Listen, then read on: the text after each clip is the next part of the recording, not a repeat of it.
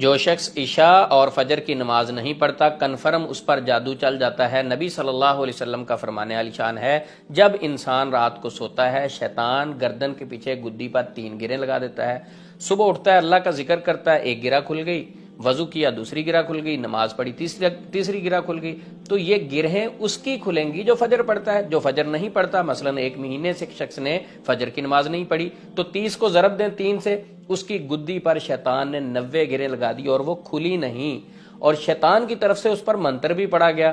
آپ بتائیں ایسا شخص جس کی گدی پر شیطان نے گرہیں لگائی ہوں وہ اچھا سوچ کیسے سکتا ہے؟ اس کی زندگی میں سکون کیسے آ سکتا ہے؟ اس کے ذہن میں سکون کیسے آ سکتا ہے؟ اور وہ انگزائٹی اور ڈپریشن کا مریض ضرور بنے گا، کیونکہ شیطان نے اس کی گدی پر گرہیں لگائی۔ تصدیق نبی صلی اللہ علیہ وسلم نے کی، لہٰذا 5 وقت نماز کی پابندی کریں، فجر اور عشاء کی اسپیشل پابندی کریں، دیکھیں پھر زندگی میں سکون کس طرح آتا۔